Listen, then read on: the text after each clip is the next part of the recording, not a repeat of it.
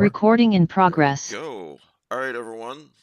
Welcome back to another edition of the Lovecraft Easing podcast. I'm Mike Davis and Chief Cook and Bottle Washer. Today our guest is Todd KEISLING. Hey, man. How are you? Hey, how you doing? As always do me a favor if you're watching live at the beginning and let me know you can see me and hear me and that the sound is okay. If you don't see or hear Matt, that's all right. Don't worry about it. The plan is succeeding, if that's the case. So, and we got Alan here and Mark here. Hey, guys. Howdy, howdy. Hello. You guys want to, Mark, why don't you introduce yourself? All right.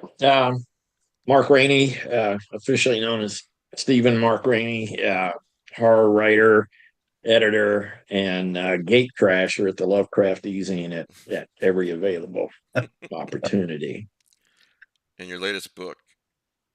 My latest book was The House at Blacktooth Pond, which is sort of a smash up of folk horror and I hesitate to say Lovecraftian, but cosmic horror. Right. Got a nice star review in Publishers Weekly, and I'm actually working on a sequel as Cool. yet. That's Untitled. great. That's great to hear. Enjoyable book. Well, thank you. Matt. Hi there, I'm Matt.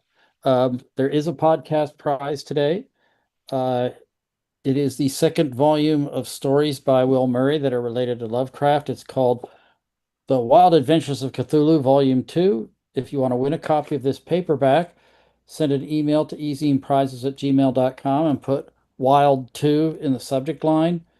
We draw a winner in or somewhere Cthulhu Gone Wild. That'll work too. Yeah, sure. You should see the T-shirt he has to wear. We'll draw a winner in like 6 or 8 weeks, and if you send in an entry, you got a chance. You just never know. And I'm just going to put in one plug for Lovecraft Easing movie night.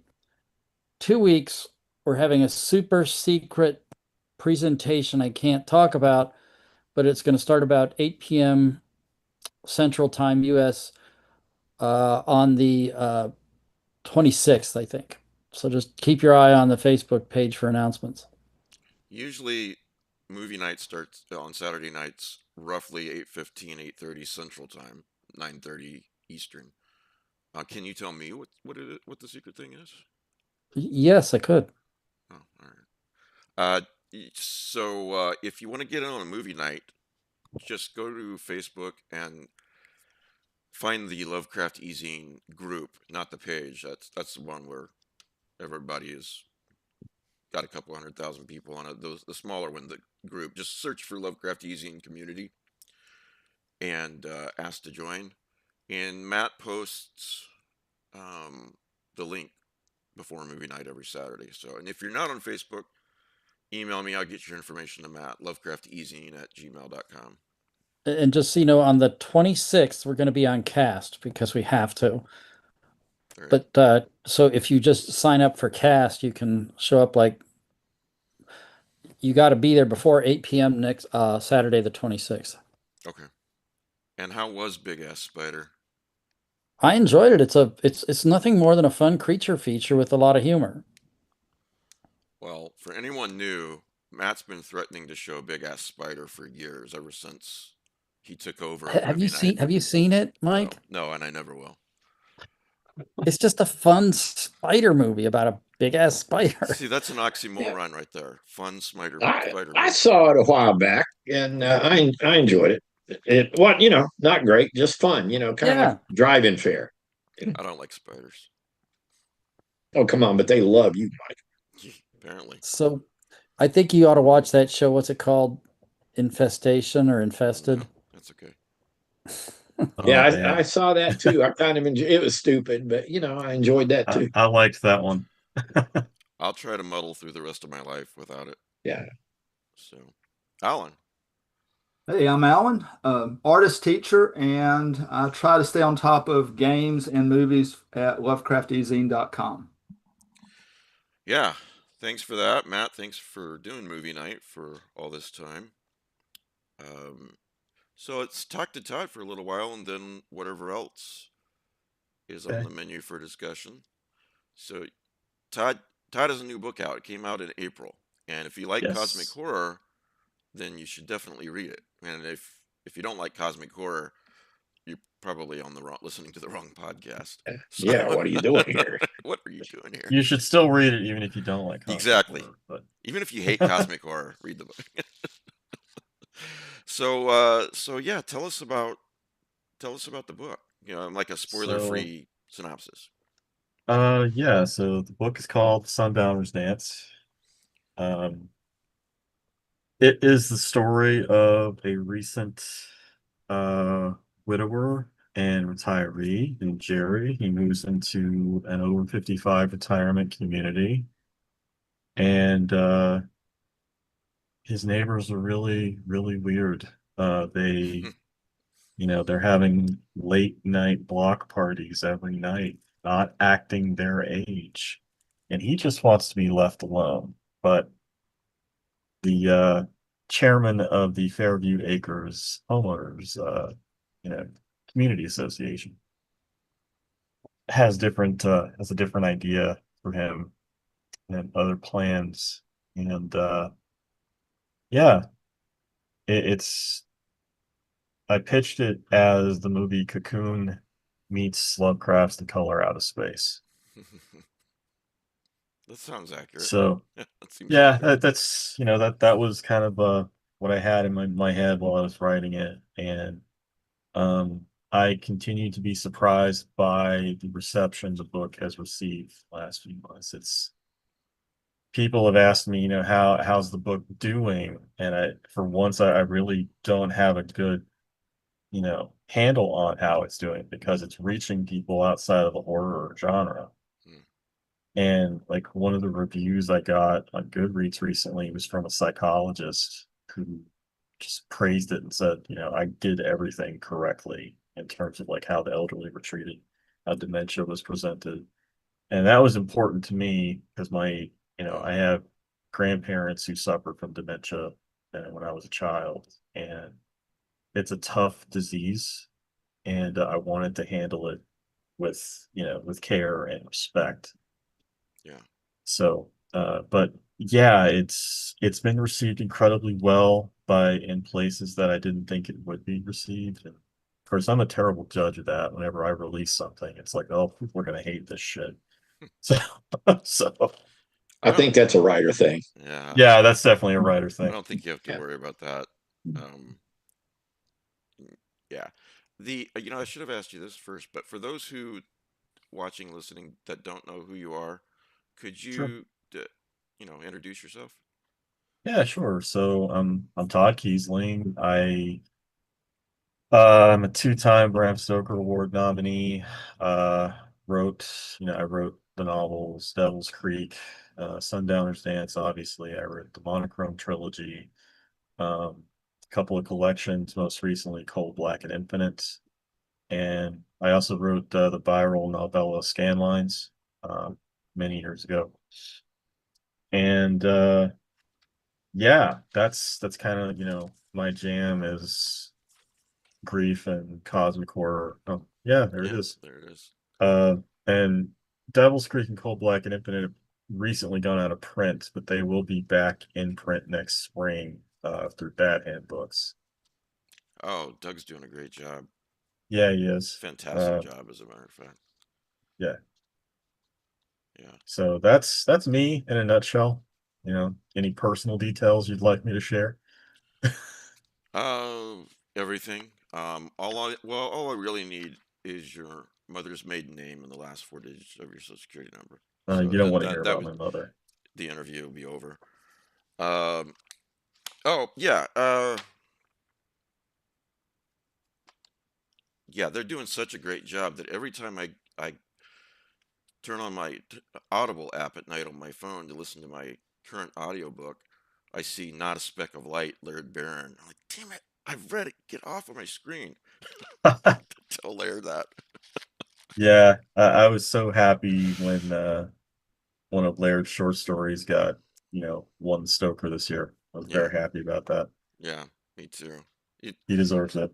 Yeah, you took the words right out of my mouth. If anyone deserves it, he does. Yeah. Um, what was the genesis of this book? What got you thinking I'd like to write about this? And you answer that in your ending notes, but I just, for the purposes of this discussion. Yeah, sure. Well, there's also stuff I didn't put in the after, Sure. the acknowledgments and stuff, but like the genesis is kind of murky for me. Like I wrote down this line that popped into my head one morning when I was at work years ago. The worms in my brain dance at nightfall. And I did, it's all I had. I didn't have a concept. I didn't have a title. I didn't have any of that. And I kept, I kept the post-it. It's actually it's up on my board, I thought. No, it's not. Anyway, um, wrote that down, and at the time, I was only like a few years into my, being a first-time homeowner. And I'm still kind of getting a feel for the neighborhood and who my neighbors are and stuff. And I just, I had this idea one day that, what if this old guy moved into a house in a neighborhood, in a brand new neighborhood, and all of his neighbors were like worshiping the moon. And that over time became worshiping a meteor. Hmm. And Worms in My Brain Dance at Nightfall, without giving spoilers away, had something to do with that. And it all kind of came together. And I just also I had this image in my head of this, an elderly person showing up on my doorstep and, what would, in the middle of the night, and how would I react to that?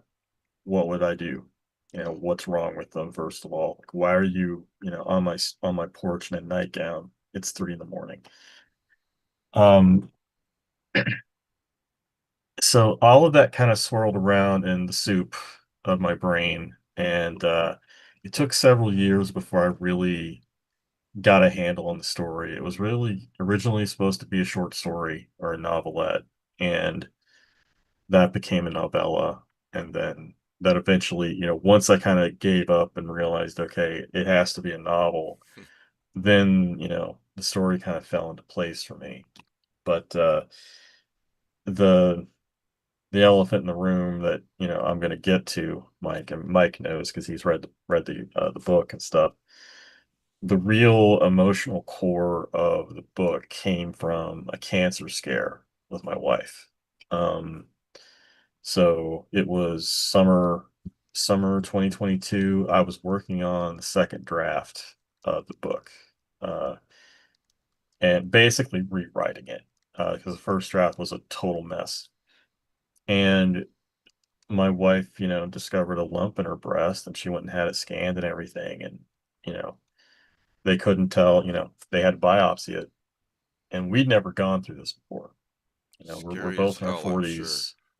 Oh, yeah, it was terrifying because, like, you're kind of in this limbo state where, it's almost like Schrodinger's tumor. You don't know, is it benign? Is it malignant? Yeah. So you're kind of just in this waiting period where you don't want to make plans. You don't want to spend, make any big purchases because you might need that money. And for me personally, it was terrifying because, my wife and I are both autistic, but it works out in a way that we're autistic in different ways that complement each other. So she can handle the things I can't, and vice versa. So found myself lying awake at night, well into the dawn, uh, scared because, well, if something happens to her and I lose her, I'm basically losing half of me. Yeah. And I really got into my head about that. And I channeled a lot of that into the manuscripts. I think finishing the book, that second draft, was what was keeping me from having a nervous breakdown, honestly. Yeah. But Good news, it was benign. She got it, it's gone. She had her annual checkup a few months ago, all clear. And, so we got through that, but that's a lot of like the main character Jerry, where a lot of his emotions come from, where he's dealing with losing his wife and in similar situation where she handled the parts of their, being social and stuff that he couldn't handle. And so now he's trying to find his footing and figure out, okay, well, do I just sit in a room and grieve for the rest of my life till I die? Or, do I try to keep on going? Well, he's very And socially awkward. He's not some, yeah, guy that can handle anything, that kind of thing. yeah, His wife was there for that's him for all that kind of mhm. stuff. All of that is thinly veiled, you know, thinly veiled reflection of me. Yeah. I don't handle crowds very well. I don't handle uh, you know, if people come to my house and I don't know them, I'm very standoffish. I don't deal well with strangers very well, at least not in person. Like, I don't know most of you guys, hardly at all, but I can do this just fine. Yeah.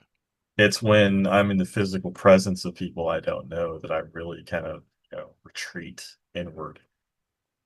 And that's Jerry. Like there's a line because some of the inspiration for the book came from that movie, The Burbs, Tom Hanks.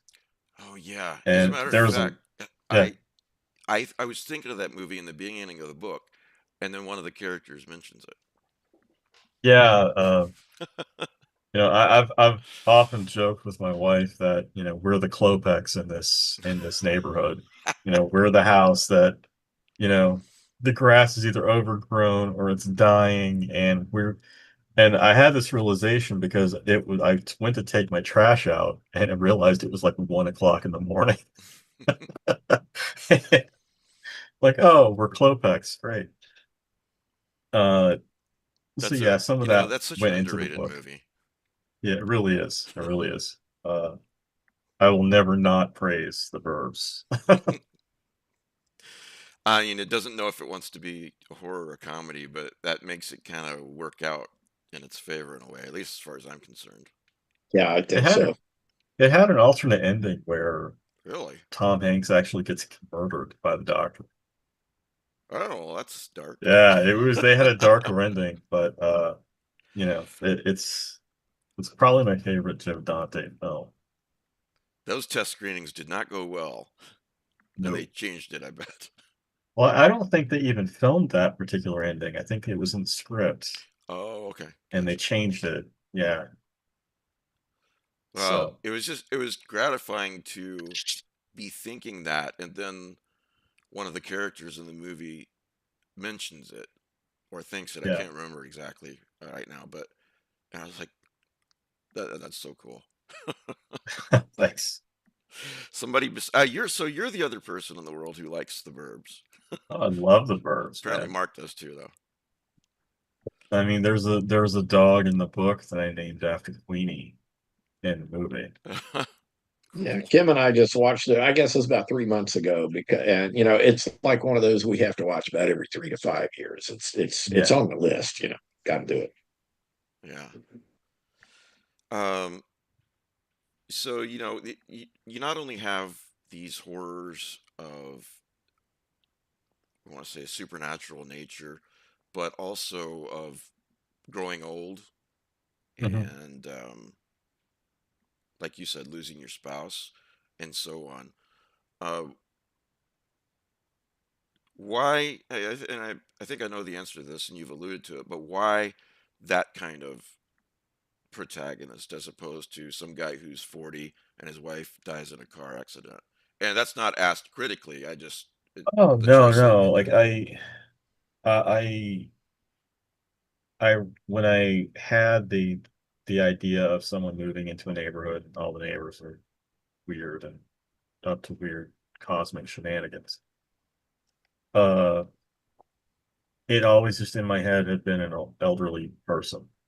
I don't know why. I think partially because, I've kind of accepted the fact that I'm going to be that guy in my 70s or 80s who the kids always cross the street to avoid walking in front of his house because, get off my lawn and all that stuff.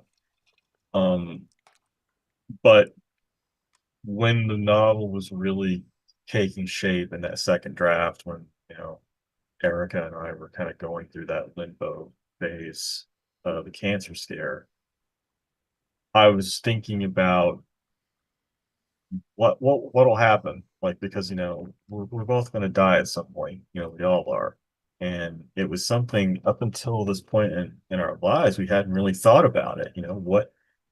What happens if one of us goes before the other, and how do you pick up the pieces? And I found myself, you know meditating on that. Like, what if I was in my 70s? My parents are gone at that point. uh I might have a support system in my friends, but nothing that I would ever expect anyone to, like, come to my house and, like, help me out around the house or anything every day. Like, what would I do? We're both freelancers. We don't have retirement. We're going to work till we die. So what happens? And to me, there's horror in that, nebulous, you know, thing of not knowing Yeah. what's going to happen. So in those, in the original concept and, going through that emotional period, it was, it couldn't have not been an elderly protagonist. Really, because I wanted to explore that. I wanted to explore the themes of that.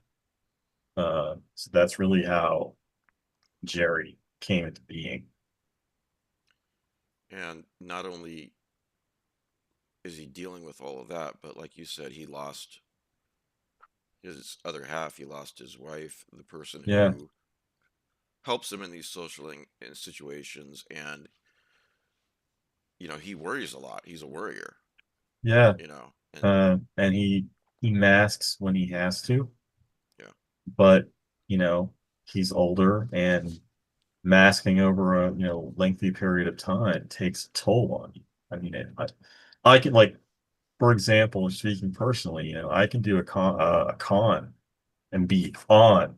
I can put on the suit and wear the mask and do the dance for 4 days, about 4 days, and then after I'm home and I take the mask off and everything, I am wiped out for at least a week after that. So, and that's, and I'm 42. So what would happen if, I was doing that in my 70s? How much worse would that be? And, so enter Jerry and him being my little guinea pig and experimenting with, well, how would he deal with this? What would happen? And, you know, well, on that note, I highlighted a paragraph in the book. Perhaps a state of constant worry was something even a cosmic being couldn't defeat. He had coping mechanisms on which to fall, some he'd spent his entire life perfecting, and there was one he could use just now, a mask he'd made to look like an ever-smiling version of himself. It was the one he'd worn to work every day so that others would be comfortable, though he was always reluctant to put it on and hide who he was inside. A mask, this is the part that really got to me. A mask so heavy he sometimes cried in relief when he removed it in the evenings. Um, that really paints the picture perfectly. that comes from a decade plus of working in a corporate environment. Yeah. Yeah, I worked in finance for Godiva Chocolate for about 12 years. And toward the end, it was killing me. Well, uh, another highlight. I got a lot of highlights, which is a sure sign I really like a book. Near the beginning, Abby, that's his wife's name, Abby had made him feel strong and capable, had cheered him on when the chemicals in his brain were hell-bent on destroying him from the inside, um, urging him to seek help for the demons in his head, referring to his wife still. Without her, he wouldn't have considered that he had a mental illness. And then one last on that along those lines, started his journey to better living through chemicals, which is just a little touch of humor for Yeah, and anxiety and that's depression. again, that's a personal thing. I mean, my wife was the one who encouraged me to go seek help when, and come to find out, I've suffered from depression and anxiety my whole life. And I just had no idea because my parents are of a generation that didn't believe in therapy. Right. And, so growing up, I just thought, oh, well, this is part of life. You just have to swallow it and, you know, put on your big boy pants and trudge through it. And that's not the case. You can get help. And I resisted taking pills for so long, but once I finally gave in at my wife's, suggestion and really found a combination of, medications that work, it's like putting on glasses for the first time when you have astigmatism. It just cleared everything up. I could focus. I could see what was wrong and I could take steps to resolve these things. And I think part of the challenge is one of the first challenges with taking antidepressants can be for people who have that mindset or have inherited that mindset that, oh, pills are no, there's nothing wrong with me. I have a lot of anxiety and depression and I worry too much, even if it's deep depression. But I think one of the challenges that people face is it's not an antidepressant isn't a pill that, and I faced this myself years ago. It's not a pill you start taking it and you're like, you say to your wife the next day, oh God, I feel much better. I'm glad I started antidepressants. It takes weeks, sometimes months Yeah. for it to help, to take effect. And that whole time, you've got to keep the faith that this is going to help. And worst case scenario, that different antidepressants work for different people.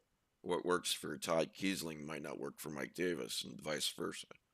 Yeah. And you have to also be strong enough. And this is where someone supportive like your wife and like Jerry's wife in the book, Abby, is.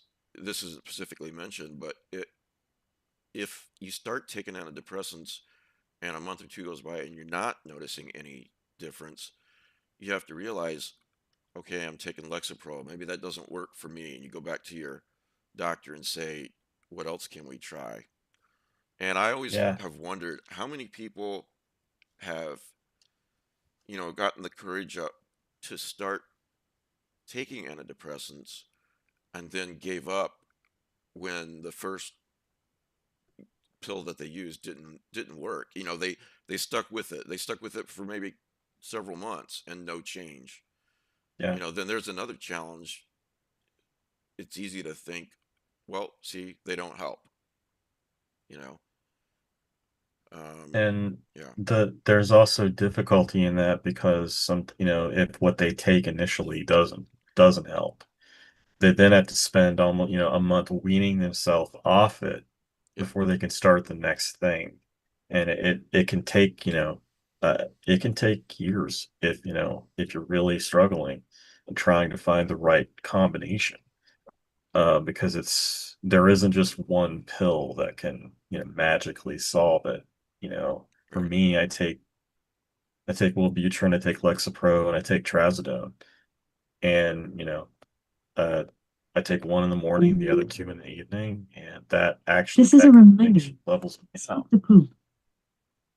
And sorry, that was my device reminding me to scoop the litter box. Well, Scoop the all of poop. us who have cats feel your pain. Yes. Yeah, the other thing you alluded to later in the book, briefly was, and I just read one of them, it talks about many of the coping mechanisms that Jerry has learned through his life. Yeah. Whenever I talk to anyone about depression, which I'm only an expert in the sense that I've dealt with it for, half a century almost. But you have to remember that it's at least a two-pronged, if not three. Uh, you can't just take antidepressants and hope that they will work. You also have to be taught those coping mechanisms. What do I do when I start thinking this? What if I what if I get really, really anxious? Feel like I'm really, really panicky. What can I do? How do I control my breathing? What When my mind says to me, "Oh, you'll never accomplish this," and they say depression lies. Oh, it When absolutely when does. depression is lying to you and saying you can't accomplish this, why are you even trying? Um, what are the coping mechanisms that you're going to use to combat that? Yeah. Those are the antidepressants, mental tools. You know, the coping mechanisms, mental tools. You have to have as many tools in your toolbox as you can with those mental tools. And I would say the third one is exercise, even if it's light exercise. You don't have to run a marathon every day, but walking, for example, Yeah. will do a lot. It's amazing how just a simple walk can completely alter your mood. Uh, Yeah. so in 2018, I took a medical leave from my job, Hmm. in finance. I took a medical leave for about 3 months, and that was when I finally got medicated. I started seeing a psychiatrist, and I started seeing a therapist. Um, and it's like psychiatrist I went to primarily to get the prescriptions and get diagnosed. Therapist I went to learn how, those mechanisms, how to recognize these triggers, what triggers me, first of all, what triggers an episode.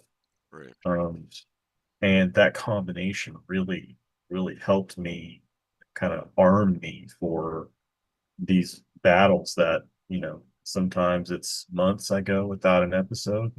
Sometimes it's like seems like every day. Uh, and it's just you never know. And you can't prevent you can't prevent these triggers from happening, but you can, educate yourself on how to handle them when they do happen. Right. Um, and that's important. I think just getting the prescription for Wellbutrin, for example, and not doing anything else other than just taking the pill, that's not going to help you. I mean, it'll help even out the chemicals in your brain, but it's not going to help you it, if you aren't armed with the knowledge of how, what triggers you and how to handle it. Then in my opinion, you're not really any better off. Just by getting the medication. Like it's a like you said, it's a two-pronged Yeah. approach to it. And uh, you can get those mental tools. You can learn them and put them in your mental tool chest, your mental toolbox. You can learn all that from a therapist, or which a therapist, if you can do it, is one of the best things you can do. But if you Yeah, can't, when I first uh, went out into the world, let's put it that way, I was horribly depressed and didn't know what to do about it. This is late 80s. And I just knew that I'd read all my life. I was a voracious reader. And I thought the answer to almost my feeling was that the answer to almost anything has got to be in a book somewhere. It's just a matter of finding it. So I would read book after book after book to get all these mental tools. And some books were complete crap. And some books were fantastic. And some were, half and half. Others, I got one good mental tool from that book, and the rest of it was crap. But I just kept doing that. The other thing, you said how amazing it is that a walk can change your mood sometimes. I was talking with a friend about that some years ago who's dealt with depression too. He said, for me personally, one of the biggest things is becoming a person that walks a lot. And he said, we as a species, we grew up walking, so to speak, you know, Yeah. and he says, not only going for a walk, he said, but if you can, going for a walk with the goal in mind. For example, you want to get your walk done today, but you need milk or bread. Well, Yeah. instead of driving to Walmart, why don't you walk to the neighborhood grocery store? And now you've accomplished that goal. And even if it's just a very tiny goal, he said there's something about that that seems to make a difference. And it has Yeah. to do Like with it's baked into us, like sitting by a campfire is baked into us, for example. Fear of the it's dark. the dopamine hit you get from completing something. Yeah. That absolutely helps.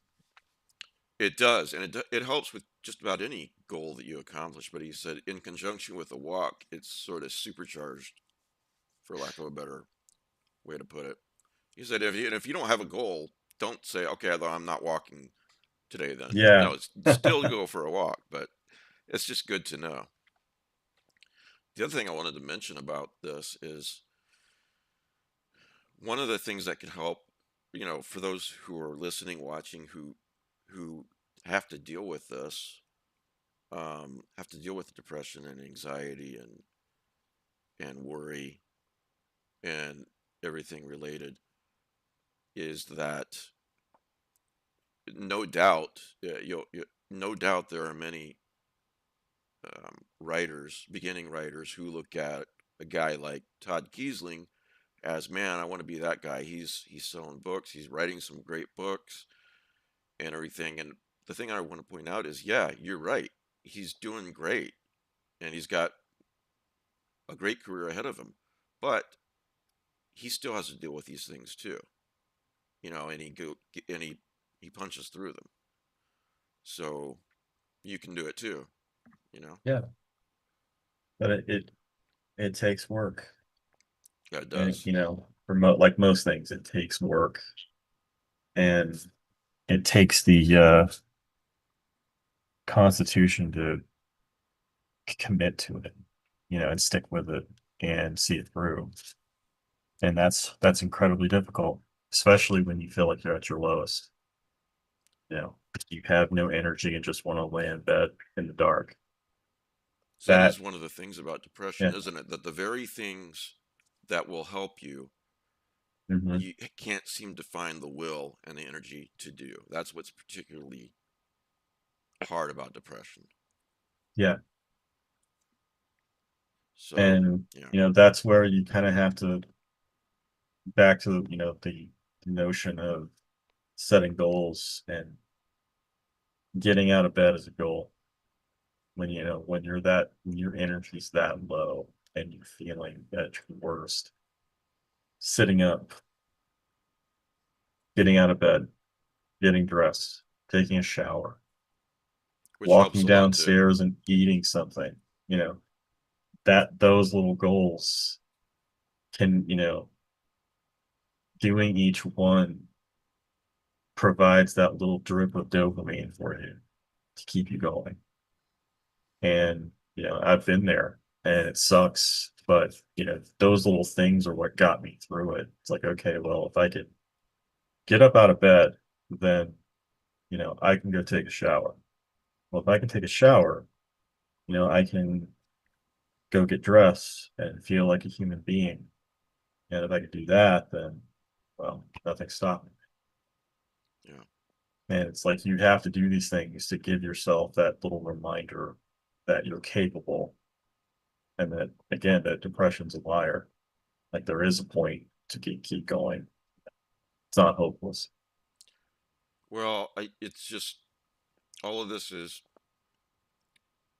to say that you created a very real um, person in Jerry, in this protagonist, and a real person with real fears, and not just the mental stuff, but he's lost his wife, not just growing old, but the physical pain that can come to a lot of us for when we grow old, Yeah. you know.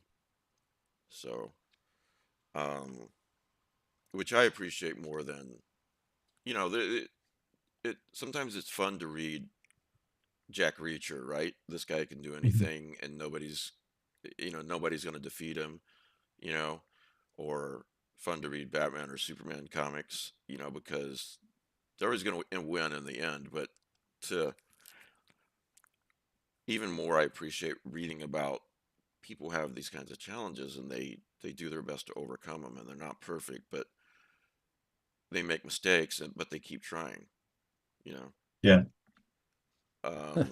I'm sort of reminded about this comedian I saw who was like in his 40s, and he was saying like, so when you're like 20 and you're rubbing your arm, they say, "Oh, you hurt your shoulder. What happened?" He says, "Oh, I was drunk and I tackled a VW. Ah, I'm okay." When you're in your 40s, you're rubbing your arm. What happened? He says, "Somebody startled me." Yeah, it's really like that, you know. It's like, oh, what did you do? Why do you feel so horrible physically? It's like I rolled over wrong in bed. Exactly. You sneezed. uh, Scott on the side chat just said, I have to wonder if depression has always been widespread or if it is getting worse under modern civilization. Everything I've read, it's worse because when, 100,000 years ago, we were a tribal species for the most part, Yeah. and each person in Well, the tribe. Go ahead, Matt. Sorry. 100,000 years ago, you lived till you were 35. If you were 40, you were a grand old man. It's Yeah. true. Probably you didn't live till you were 40. You lived long enough to outrun a saber-toothed tiger, have some kids, and then get et. Yeah. Um, We have a different kind of stress today. It's yeah. Right. low Yeah. level Yeah. constant stress. It's international. I mean, And we have social media connects us in ways that go so far beyond any tribal community. I'm not sure our brains are wired for this. In fact, I I'm sure I it's more and not. more, honestly I do not believe our minds are wired. I think that it's societal. Honestly, it's the society that we have built for ourselves. It's kind of like our own prison, to be honest. Well, Yeah. it's structured for the average person to fail, you know. Yeah. I was watching what did it come out almost a year ago? The HBO series, The Penguin. One of Batman's in Yeah. Batman's Rogues Gallery, and it felt very real. In one episode, he's sitting down with this kid that he's kind of taken under his wing, and the kid's talking to him about his father. Now his father worked hard all his life, and he's really still has nothing, no matter how hard he works. Doesn't have much. Living in an apartment instead of a nice house. It's like so many people, and I can't even paraphrase it very well. But the Penguin, it's brilliant writing because he basically says a guy like your dad working so hard, he should be living like a king, but that's not the way the system is set up. You know, I can't do it justice, but it was a brilliant, it's brilliant writing. But all that is to get back to the book. This is a very human guy who, at his most vulnerable point in his life, except for childhood, when he's lost his wife, when he's old, when he's moved to a new community, he has no freaking support system at all, and yet he comes upon this cosmic horror threat, and he does something about it. He's not Superman, but he does something about it. So, yeah, I really enjoyed the book, and Thank you. honestly, um, if anyone reading that loves cosmic horror will love the book, and especially if you want to read about a protagonist who is like the rest of us, is all too human, you know. Yeah, and not to downplay the depression and the mental health, topics and stuff. That's more of like the undercurrent of Yes. the story. it is a cosmic horror novel. It's not just, a meditation on depression with cosmic horror thrown into the mix. Yeah, very true. And if I Yeah, gave the opposite impression, I didn't mean to, but you're right. It's just sort of that low level hum in the background. yeah, But yeah. it's a horror novel for sure. It's a bit For of the impetus for his character's being, in a way. for example, the Uh, first night he's in his new home in this in Fairview community, it's the middle of the night. All of a sudden, he hears what sounds like, and this is a single family home. It's not an apartment or a duplex, anything like. He hears footsteps on the roof above his bedroom. You know, and I was reading that and I thought about that. Like when I go to bed tonight, if I was laying there and then suddenly I heard somebody or something walking on the roof, what the hell? You know, yeah. there's no there's no potential answer to what that is. That's good. So that was really well done. And when it's finally revealed what is walking on his roof, that's one of my favorite scenes from the book. I've been the scene where he finally gets up the guts to go outside at night and look in his backyard. That's the scene that I've been reading at author readings and stuff this year at events. That always goes over well. Cool. Um, Also, I've always liked this in Stephen King's novella, The Mist. Mhm. It starts off, this is what happened. And I was rereading some stories in Cold, Black, and Infinite, and I can't remember if it was the Sundowner's Dance, the novel we've been talking about, or one of the stories in here, where you write that too. And I'm like, it's just such a perfect sit here and let me tell you what happened sentence. I should have wrote down which story it was because I can't remember now. And I'm trying to remember. I Um, haven't looked. Yeah. Also, after you're done, folks, after you're done reading Cold Black or The Sundowner's Dance, if you like horror short stories, which I assume you do, if you're listening, Cold Black and Infinite, I also really, really enjoyed. Thank you. It's got a foreword by John Langan, and the audiobook is really, really well done too. Yeah, the narrator Dave Robeson. Uh, I've known him for several years, and we have been trying to work together over many different projects. It just never aligned. Yeah. So when I sent the first story, Midnight in the Southland, to Pseudopod, and they picked it up, they asked, "Who do you want to narrate this?" And I'm like, "Well, if you can get him, I want Dave Robeson, and if not him, then get John Paget because John had Yeah. narrated my first Pseudopod That's story." great.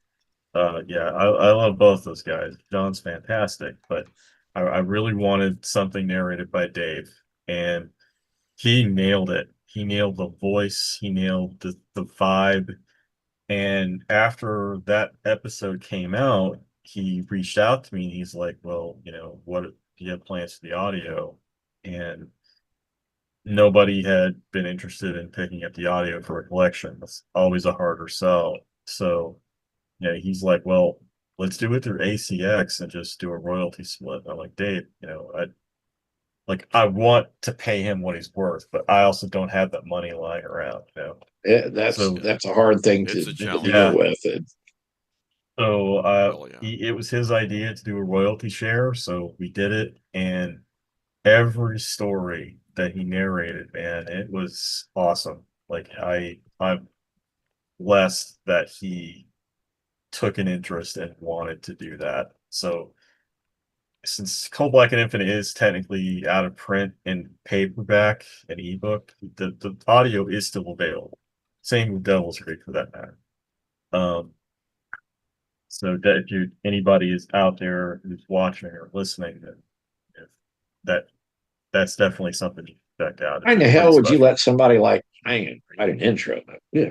I know, right? I wasn't gonna say it. Oh, Uh, I love him. I love John. yeah, me Yeah, too. yeah, he's the He's a man. great guy, and he's Yeah, a good friend, yeah. and I love busting his balls, man. Hell yeah.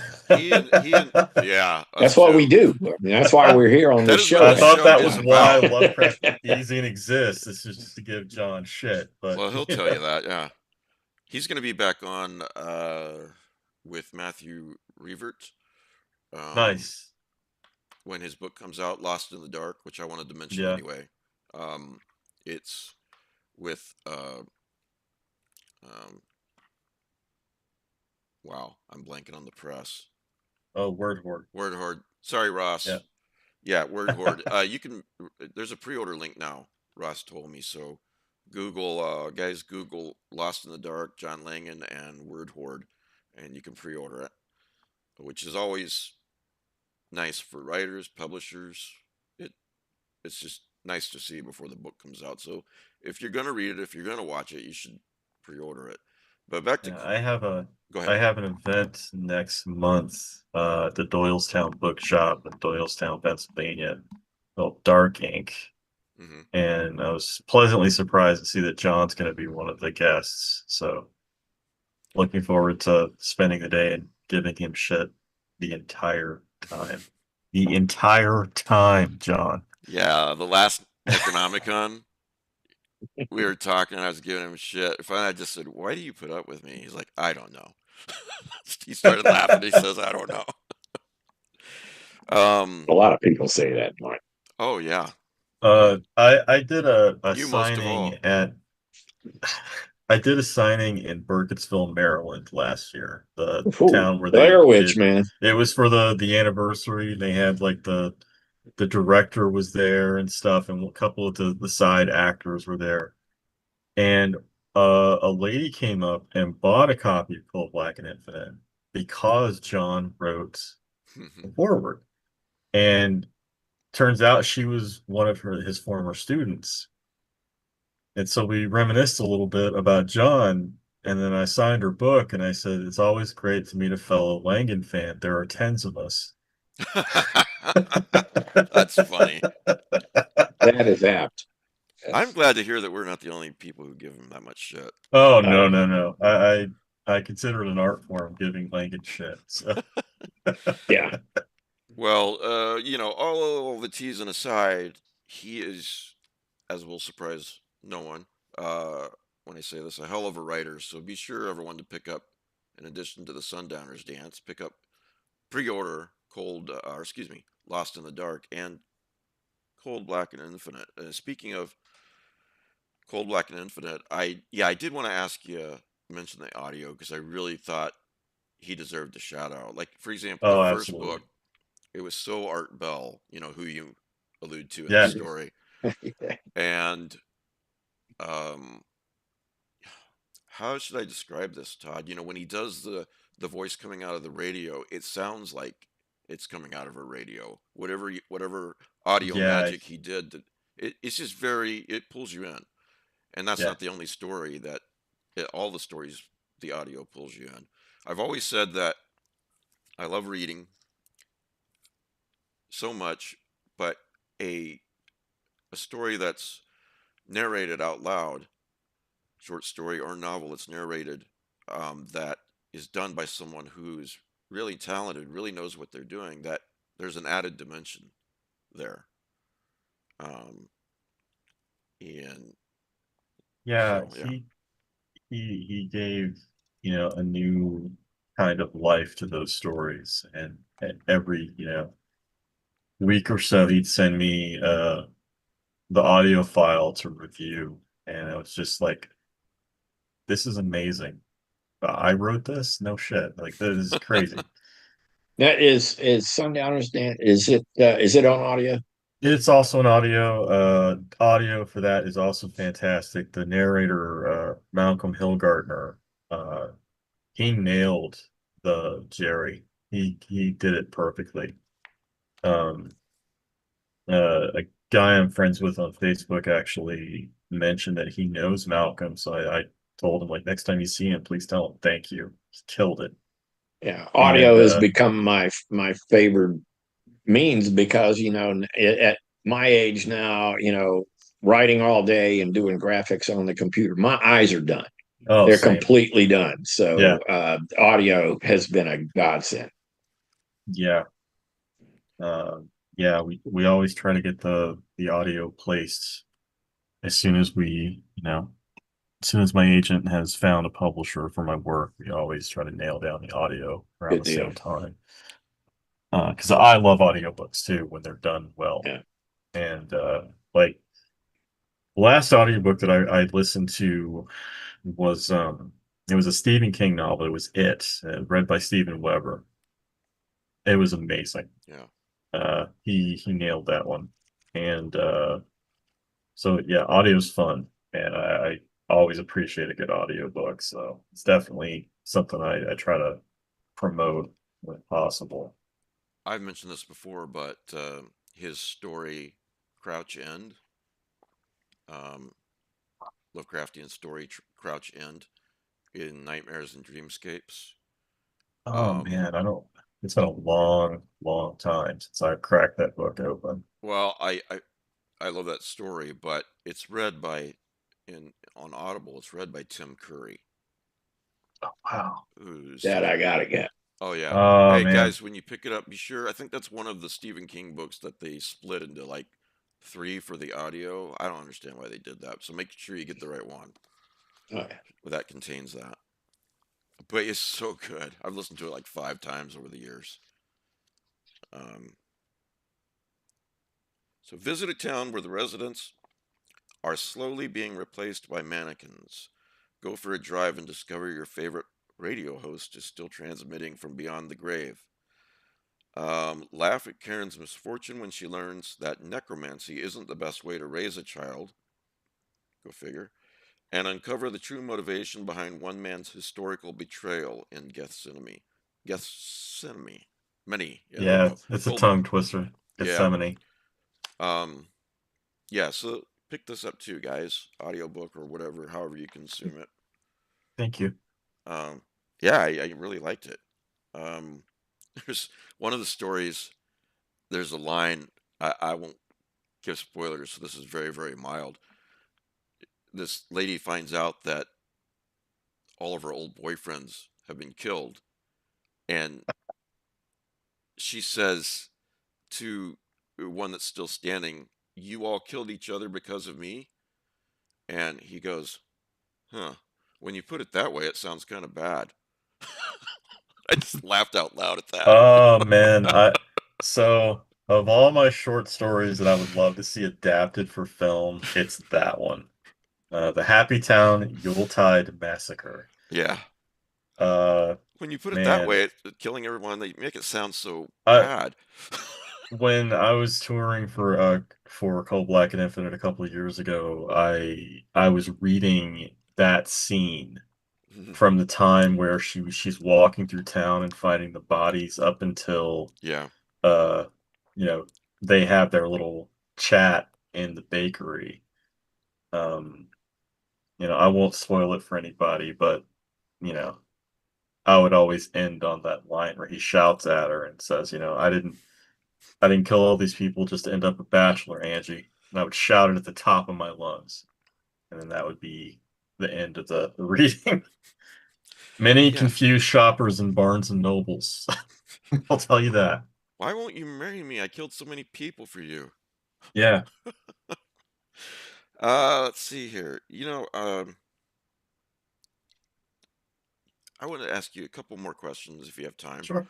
Yeah, Um, got time. and then we've got a few things to talk about. You're welcome to stay a few more minutes Sure. if you want. But what fascinates you personally about cosmic horror? You know, what Well, and cults too, because you wrote there's kind of a cult in Sundowners Dance, so to speak. I mean, it's not called that, but that's pretty much what it is. yeah, And then in Devil's Creek, if I remember correctly. yeah. So, but yeah, Lovecraft, Uh, cosmic horror, however you want to put it. all right. So cosmic horror for me, the appeal to, is there for me on a philosophical level. I studied some philosophy in college,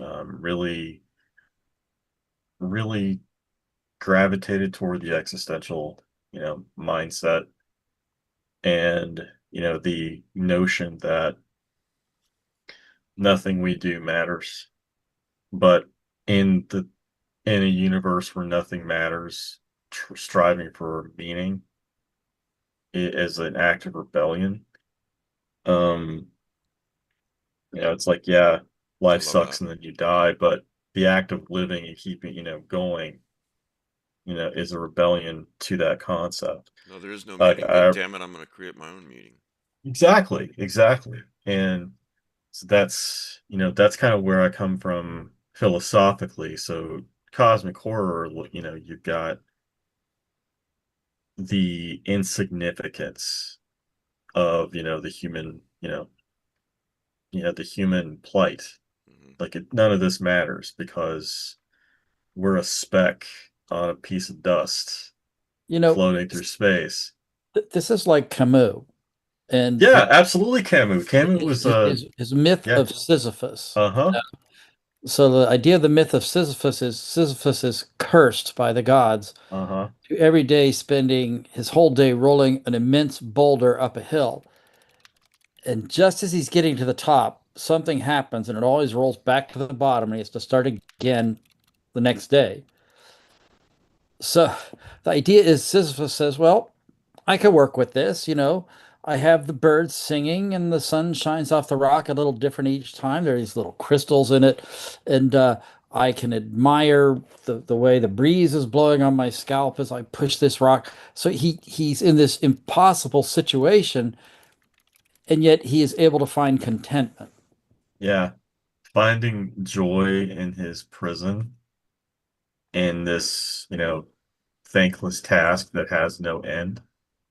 That is his rebellion against the gods who put him there. And, there's that line at the very end of it, like one must imagine Sisyphus happy. And, that always, like, I got introduced to that my senior year of high school. That always resonated with me. And, I take that as a foundation. And with cosmic horror, we're insignificant, and, the vastness of the universe But does we not still have care. bagels. Yeah, we still have vehicles. So Yeah. Um, that has always And kind of fake been my vomit, draw. which That is probably the best invention ever, right? Sorry, Todd, go on. it's okay. So, I come at cosmic horror from that philosophical perspective. And to me, that's the draw, that like there's something so much bigger than us that we are insignificant to it. And yet, you know, I think of there's a Junji Ito story called Remina or Remina. I'm not sure how it's pronounced, but it's about this astronomer discovers this new planet in our solar system, and it's getting closer to us. Basically, this planet is alive and it's eating everything in its path, and it's coming to Earth, and it's going to eat Earth. But when he discovers it, he names it after his daughter. And so his daughter kind of becomes a celebrity because it's becoming increasingly apparent that the Earth is fucked, and it eats Saturn. I mean, it eats anything in its way. And the way people react to this knowledge, um, and the way, some people, you know, try to, do the things that they've always wanted to do in life, try to, enjoy the time they have left. Some people are freaking out and they're looting and it's causing chaos all over the world. And some people think that this thing is a god, and if they worship it, they'll be spared. And, I think about that in terms of cosmic horror. It's obviously a cosmic horror story. I like the juxtaposition of the helplessness and the human need to continue in spite of the helplessness. And that's really, I think that's why, like, I've been asked this question a lot this year because of Sundowners Stance. And I really hadn't thought about it until you started asking me about it. Like, it was just, oh, Cosmic Horror is awesome. I love it. I don't really think about why. It just speaks to me. But the more I have thought about it since then, I really like the exploring the human element in the scope of Cosmic Horror. It's like, okay, so yeah, we know we're insignificant, but now what? We're not just going to lay down and die. Uh, I know that's a very rambling and kind of vague answer, but that's all I got for you. Like, No, that's okay. as far as cults go, I've always had a fascination with them because you have this often a charismatic person who is feeding into what many people may find lacking in their lives. This person, often a guy, has a spark that they're looking for, and they gravitate toward him. And in a lot of cases, those people, those followers, often give up their belongings. They give up everything in devotion to this person for whatever cause or belief. And I think that I find fascinating. And I also find it interesting that humanity as a group often will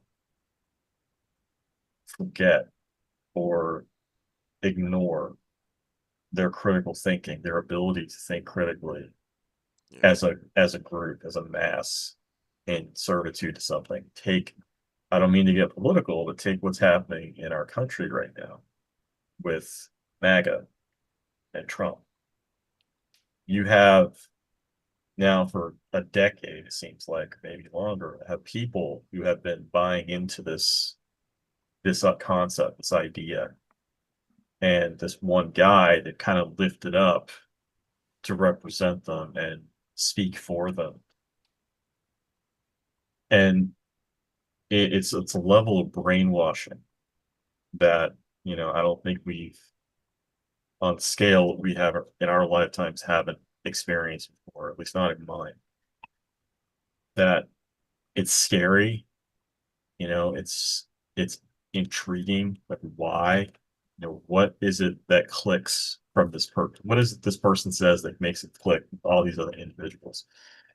And they kind of stop being individuals, as they follow this person.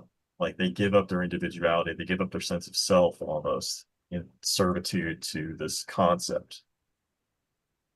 And to me, it's fascinating. I don't know how else to describe it. It's like what goes on in their head to get to this point.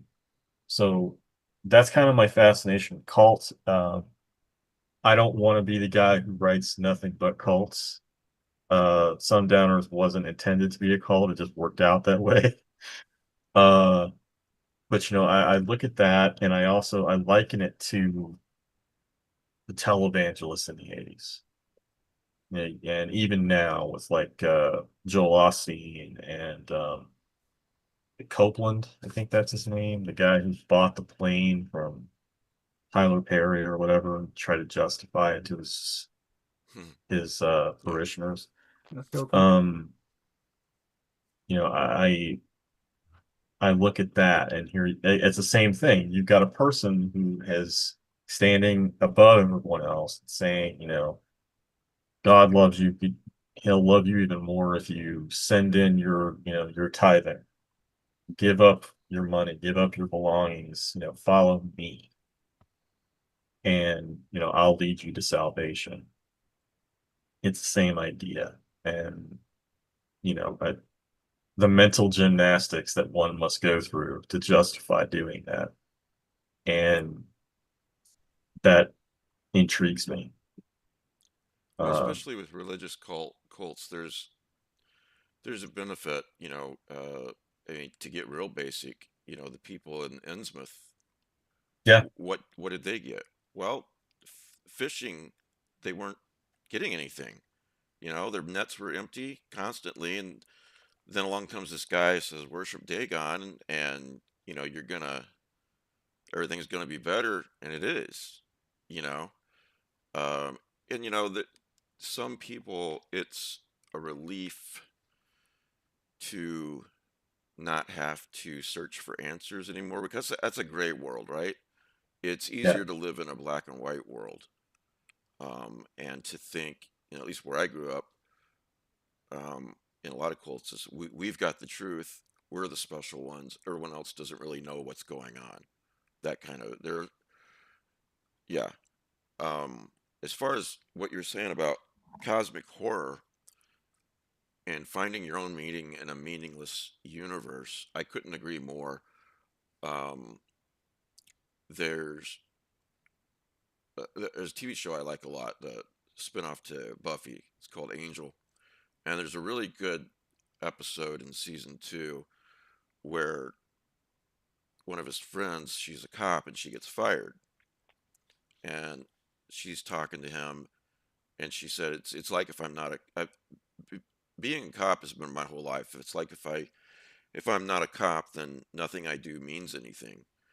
And instead of reassuring her that that life does mean something special, he says it doesn't.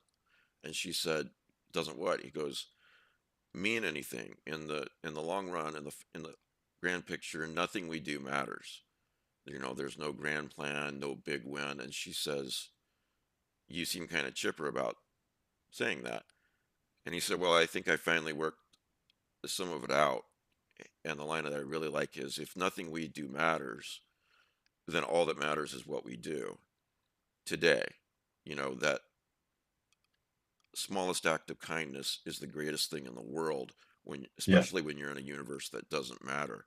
And if you get to the point where, yeah, there is no meaning, there is no afterlife, it is a meaningless universe. There's two ways you can react to that. One is, okay, do whatever you want because there are no consequences. You're not going to go to hell because there is no hell. But if you were doing the right thing just because you're going to go to heaven, or you're trying to avoid hell, you're not doing the right thing for the right reason. You're just jumping through hoops to get what you want. But yeah, when the other reaction is, okay, there's no meaning. That really sucks if you think about it. It can be very depressing. But how I choose to think and react is, all of humanity, we're all in this.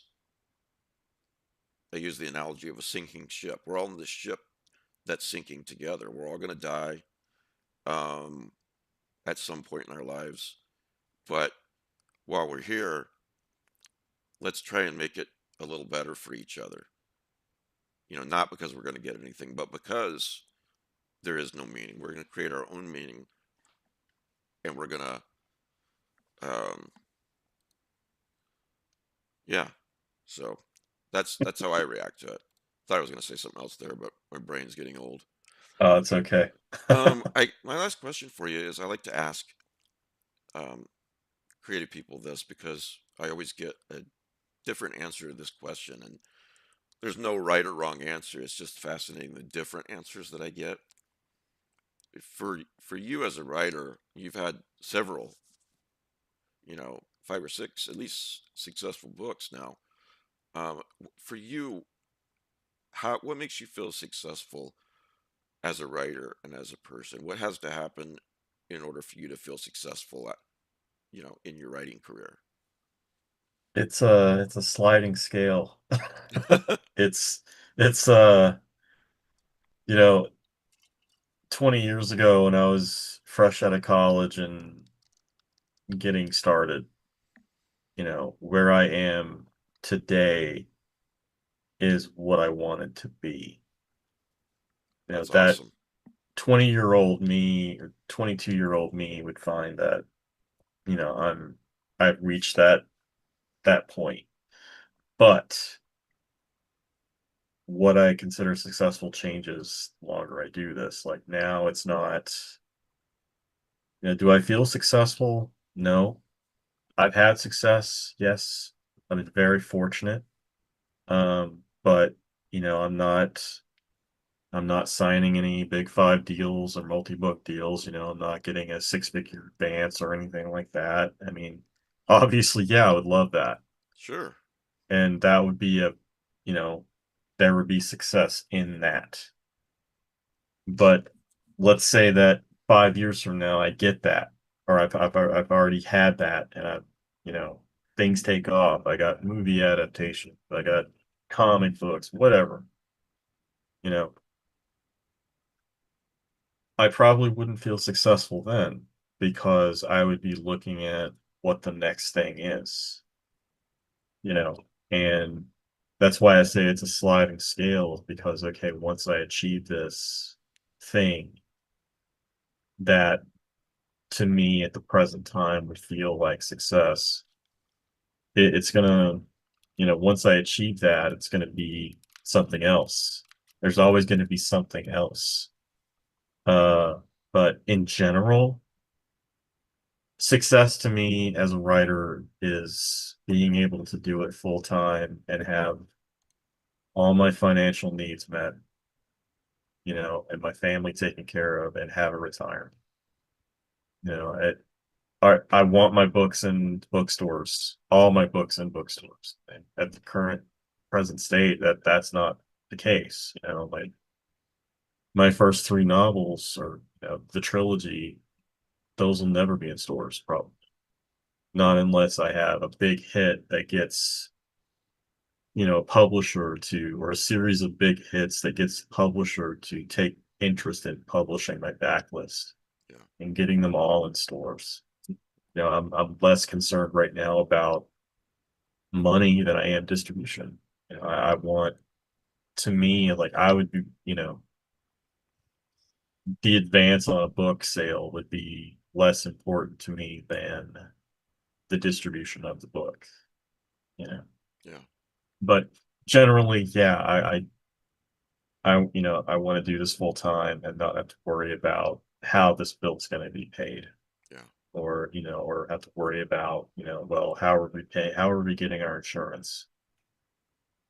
Things like that. Like I'm not looking for millions of dollars like Mr. King or anything. It's more like I just want to be comfortable and I want to be taken care of. Yeah. Well, thanks for doing this, Todd. Of course, Appreciate it. man. Thanks for having me on here. I love hanging out with you guys. Absolutely. Well, I got a few more things to talk about it if you want to. Sure. Yeah, I'll sit here and jeer at you. All right, that works. Matt, that's what Boo. Matt does Sorry, no, anyway. wait. I'm the person they jeer at here. I mean, just not gonna let anyone take my role. I'm Well, not trying to step on your toes, Matthew, okay? well, first of all, Boo. Ellen, you just booed Ellen Datlow. I did. But Sorry, Ellen. Essential horror, best of the best horror of the year. 10 years of essential horror stories.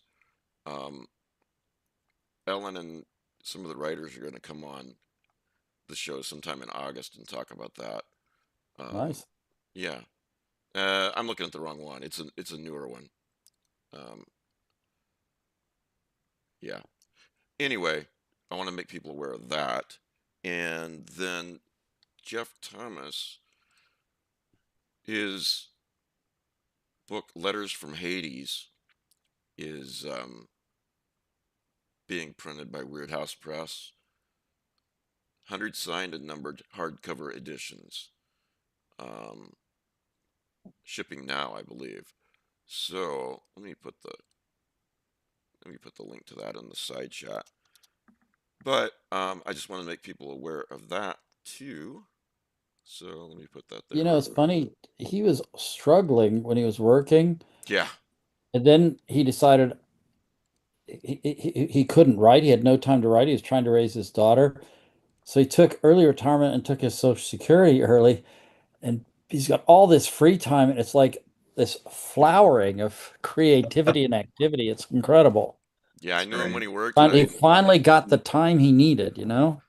Yeah, he was on my Thursday show a couple days ago, and oh man, that guy's happy with early retirement. And good for him. I'm glad. For years he could barely write, a short story here and there. And now, like, look at all this stuff. I mentioned Lost in the Dark. Make sure you pre-order that, guys. And I need a little help with something, if anyone can find it. The penicillin is probably it might be resistant to penicillin by now. We just have to check. Yeah. Okay. Does it smell like almonds? Well, luckily I have a doctor on staff here.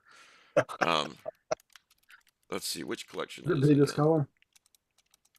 Which collection is Mrs. Todd's shortcut in? Skeleton Crew. Yeah. So anyway, I've always really, really liked that story. And I listened to it, speaking of audio editions, I listened to it years ago, read by David, a narrator by the name of David Purdham, Purdham. And, it's an old man telling the story in the story itself, so that's the voice he reads it in. But if you go on Audible to get Skeleton Crew, there's a newer narrator, and it's a woman, which obviously there's a time and a place for a male narrator and a place for a female narrator, and it just doesn't work for me personally, because an old man's telling that story. But what I'm trying to say is, I'm trying to find, is there a copy of that edition online somewhere, that audio edition read by him? And I can't find it. If anyone out there can search the internet better than I can and you find it, please email me and let me know, because I had it on audio cassette years ago. That tells you how old that particular the same thing happened to me in a slightly different circumstance. Yeah. I was playing when my kids were younger, and I was reading to them. We also sometimes listened to stories, and we got into the Bunnicula series. And it was all narrated by Victor Garber. And this is how I thought of these characters, was in his voice. Right. And then the final book in the series, Edgar Allan Poe, they got a new narrator. It's like, I was incensed. I don't think my kids cared, but I was like, hey, these characters don't sound like the way they're supposed to. Yeah. When Desperation came out in the 90s, I listened to that on cassette. And Kathy Bates was the narrator. It was incredible. And I don't think you can get that version anymore. It's some other narrator now. But Mike, I think you might have luck it going to libraries and checking out their sales. Yeah, I was gonna get online through my library and see if I can get an interlibrary loan. Yeah.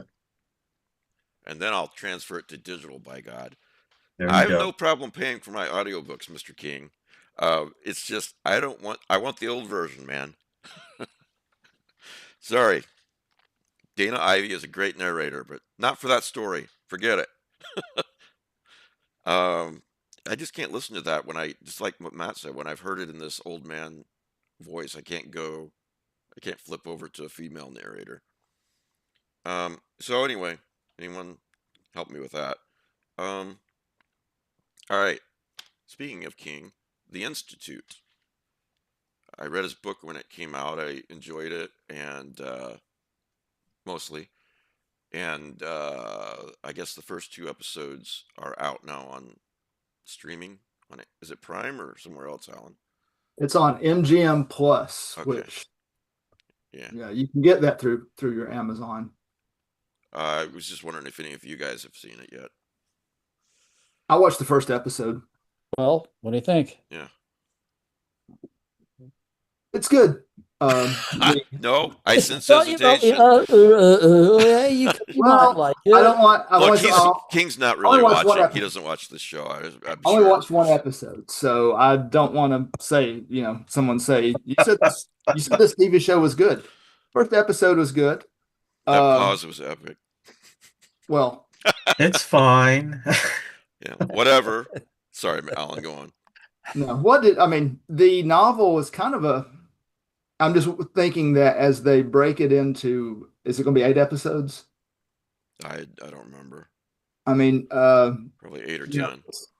yeah, the novel's kind of a slow build. So building it, creating it in an 8 episode format with some kind of cliffhanger at the end. They've already kind of changed some things around and moved some scenes. So, that's not a bad thing, but When it uh, came out, I was reading the book at the same time as our friend Kelly Young, and we were talking about. He's like that. You remember, like after in the first few chapters, it switches to this cross country driving guy. What's his name? Anyone remember? He's a police Jameson, officer. Tom or Tim Jameson, or Yeah, Yeah. he was a police officer who then got a job as a night door knocker in this small town in Georgia. yes, Well, Kelly was like, man. Then it switched to the kids, to the kid, and he's like, I could have read the whole novel about this guy. Didn't like the switch. So, but it It comes was together in it's the sort of end. a necessary device Yeah, to make the later part of the story work. yeah. I didn't realize it was already released, so I guess I'll check out an episode today or tomorrow. Well, I didn't know if any of you guys had seen it or not, so I just basically wanted to let the audience aware that the first 2 episodes are out. So, I mean, I like seeing a new King adaptation that's not a remake. yeah. So, Still holding out hope we get an adaptation of Revival. Oh God, yes. Yeah. Speaking of cosmic horror, Yeah. jeez, Yeah. that is one dark fucking ending. Yes, it is. And it's amazing. Yeah. Yeah. Unfortunately, I read that book when I was really sick, not with the chronic pain stuff, but with a really high fever, and I was just really sick. Man, I never realized how much that screws with you, reading a dark book like that when you're that sick. Yeah. I had nightmares for days, and I don't scare that easily. Those fever dreams can get wild. Yep. So there's that. And then, let's see here. Oh, Superman. yes, Who's seen that? me also. I am surprised that Matt didn't rush to the theater. He's a big superhero fan. Didn't watch it already. No. No, Superman movies are like kryptonite. I'm looking forward to seeing it. I probably won't go to a theater to see it. I'll rent it when it hits digital, but Yeah, same for me. My I biggest was a issue big is James Superman Gunn. fan. I was a big Superman fan in the 90s. Like that was pretty much my comic at the time. The death of Like I Superman era. Hmm. what's that? The death of Superman era. Yeah, that's how I got started. It John was Byrne. after that whole series that run had happened, and they released like the trade paperback of the whole Death of Superman series, and I got into it then, and for about 3 or 4 years, I followed like the resurrection and him coming back, the Superman, and all that stuff, and so I'm glad that bye Matthew. Bye, Matt. I- Thanks. I'm glad that there's now a Superman movie that seems to be more in line with the comics than them kind of doing this dark and brooding thing. Like I appreciate what Henry Cavill's Superman, but it didn't feel like Superman to me. Superman is supposed to be this beacon of positivity and stuff, and Well, you I'm know, I'm one that did enjoy that trilogy, Man of Steel, Batman v Superman, which I always have to add. It's not a good movie without the extended edition because that adds everything to it. And then I thought Justice League was the Justice League movie I'd wished for all my life. That said, I like, you know, Mr. Hopeful Superman too, and I do think we would have gotten more into that with Henry Cavill's if there would have been another like Man of Steel 2, for example. When Man of Steel happens, he's learning the ropes. He's not really. He's just started being Superman, basically. But you know, I didn't know if I was gonna like the new Superman movie, but man, I scored IMAX tickets for me and Danielle and Logan, so we went out on Tuesday night and watched it. It was, first of all, it was just a fun family thing to do, you know, because it's a fun popcorn movie. Um, I'll let Alan talk about what he liked about it too. It really it doesn't hold anything back about there's all kinds of crazy stuff in there. I mean, it's almost goofy, but and I thought the first third of the movie was almost a little depressing.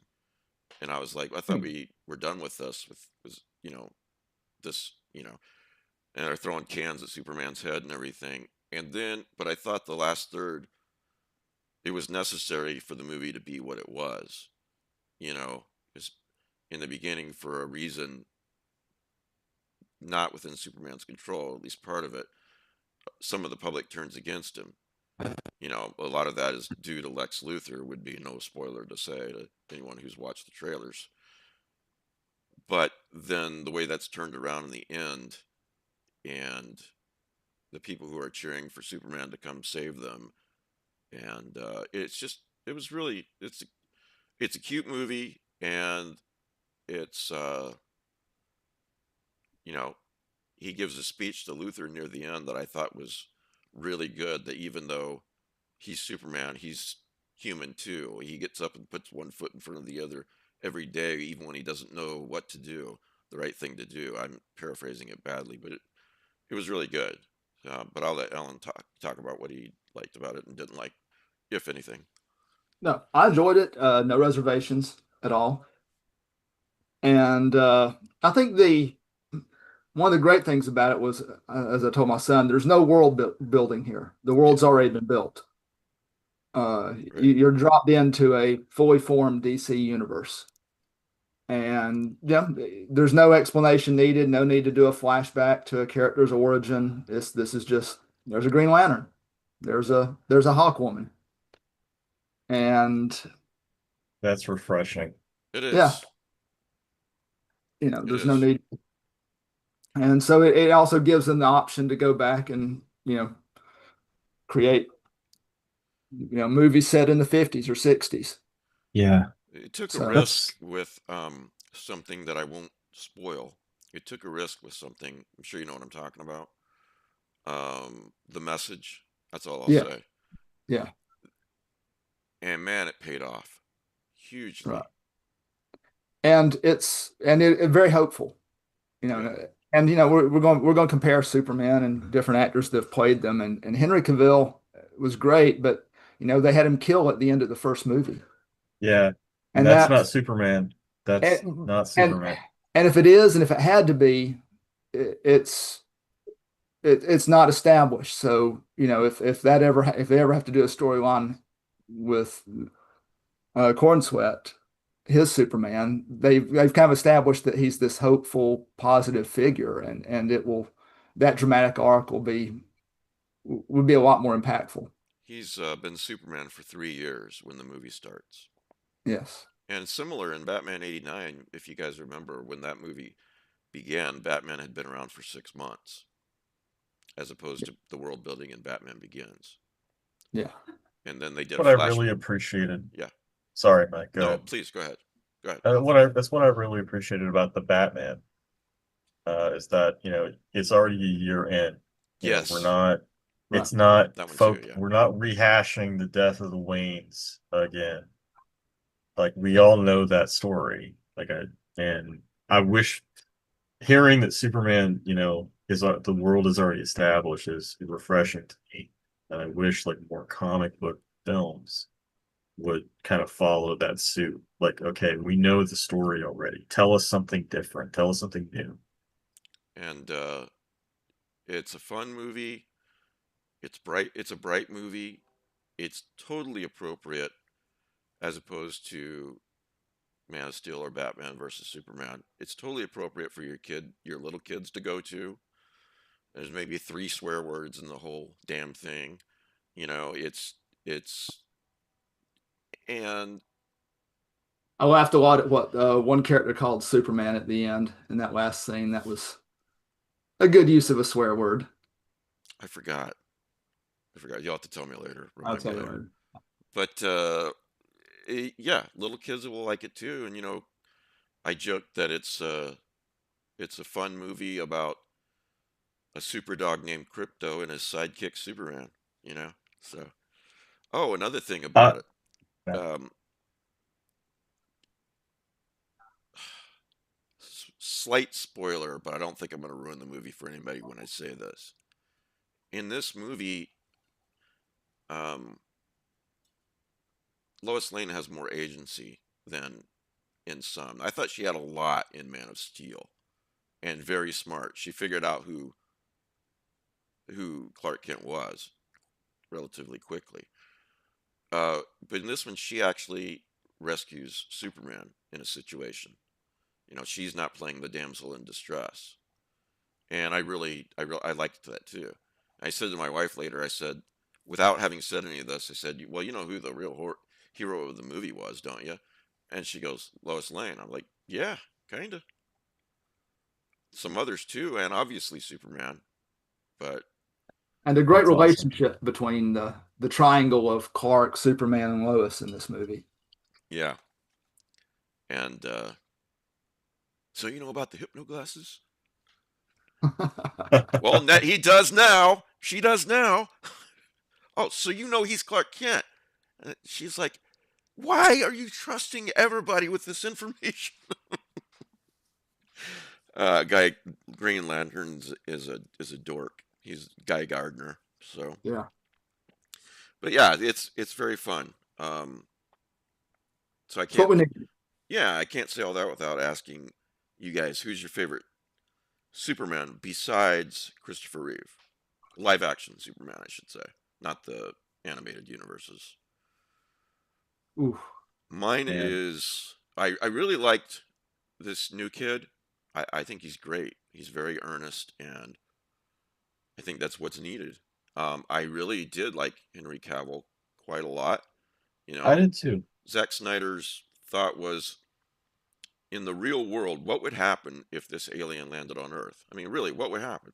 And went from there, which is not Superman 2025. And as I said to Alan the other day, I said, um, you can criticize a book or a movie or a TV show, but uh, it's not a real criticism if you ever say, that's not the way I would have done it. That's not a valid criticism. Um, I get that from John Byrne in his he wrote a letter on the reprint of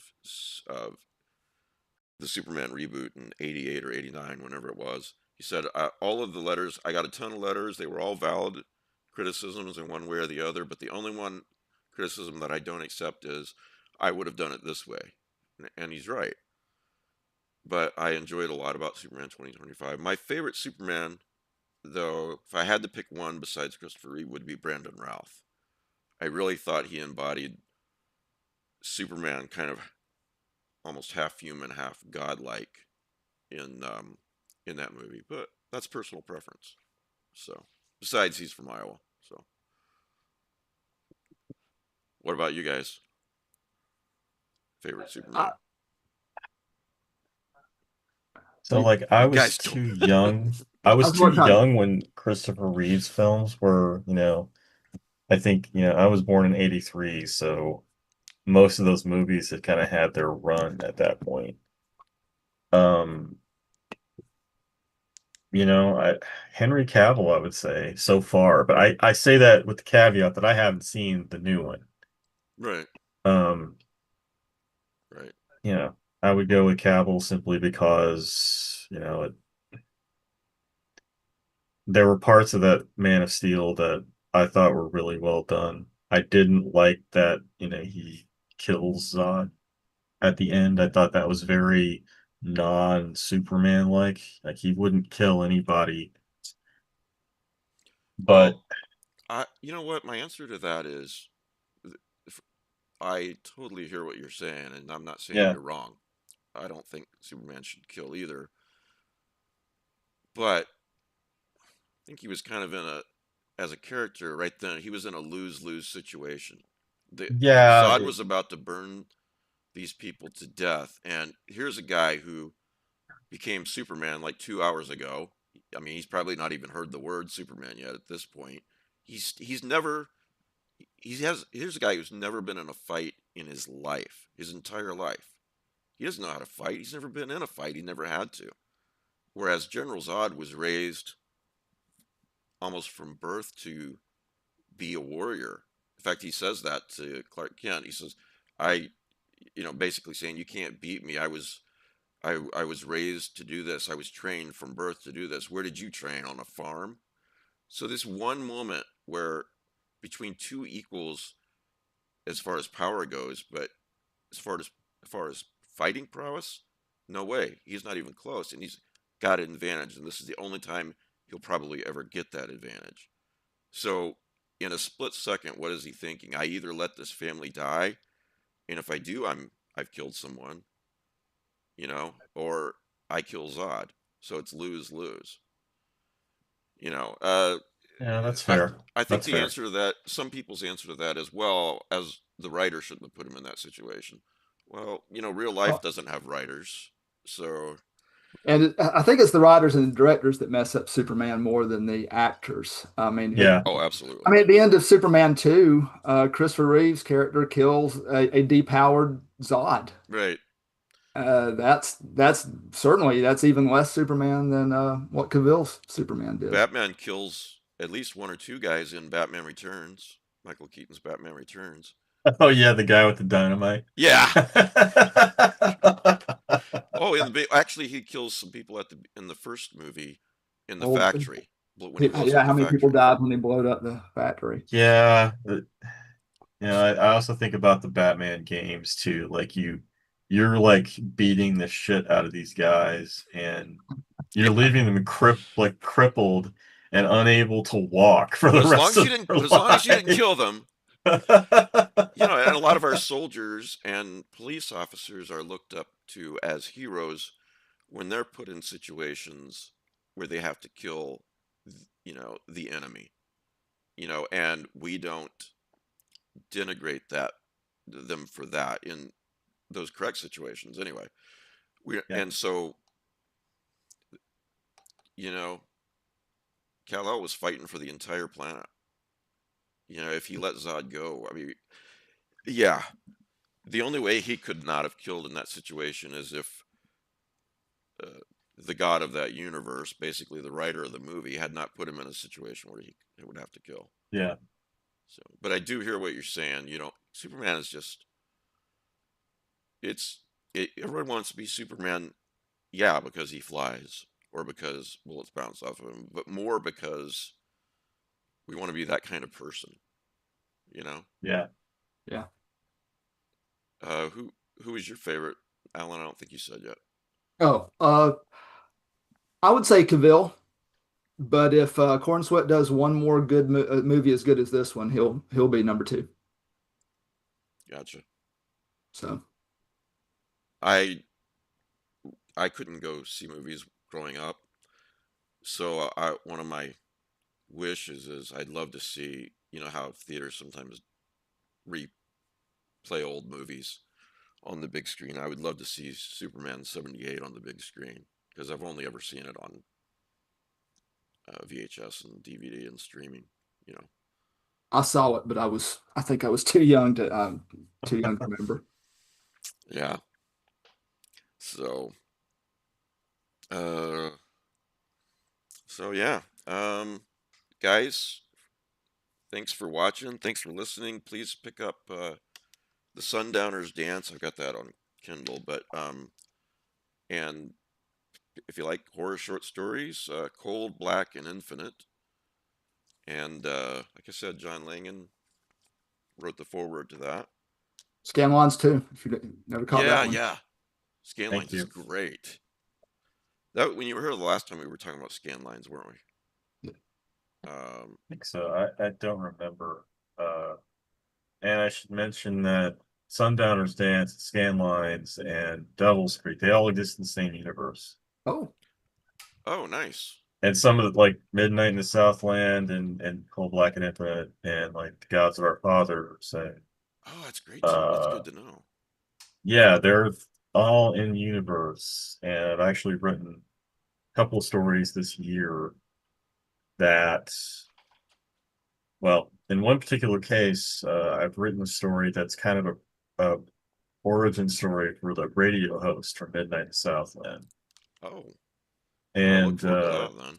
yeah, uh, should we look for names or geographic locations if we're wanting to catch those The references? name is in this is in that story. This is the name of the radio guy. I forget. Gus Guthrie. Yeah. Okay.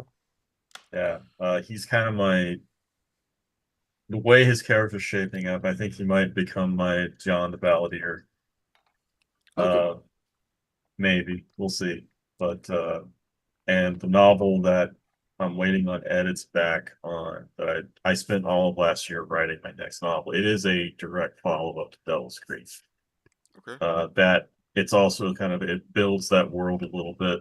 But the whole thing falls under an umbrella that I call the Southland mythos. That's good to know.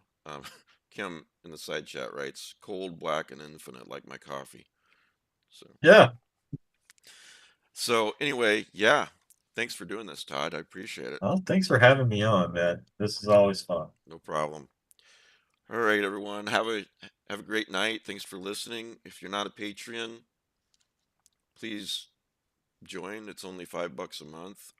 I just posted my deep background interview with Paul Tremblay. I posted that a few days ago, and of course, before that was Brian Evanson. It's where we talk about the writer's life and what decisions and what happened in their life to make them into the person and create a person that they are today. And Victor just emailed me back, and he wants to do one too. So I'll have Victor Laval coming up sometime in the next month or so as well. That ought to be really interesting. So you guys don't know how much. You might think that $5 a month isn't much, and you'd be right.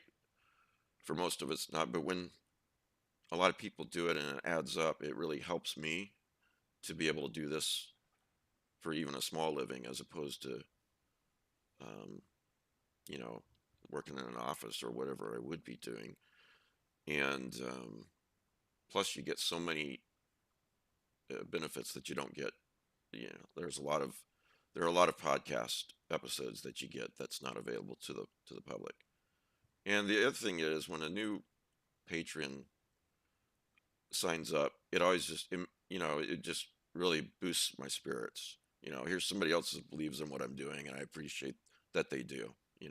So and if you are a patron, thank you. So the links to that are in the show notes, or just Google Lovecraft Easy and Patreon. And yeah, be sure to pick up Todd's books. So thank you. Thanks everybody. Thanks for watching and listening, and we'll see you next time.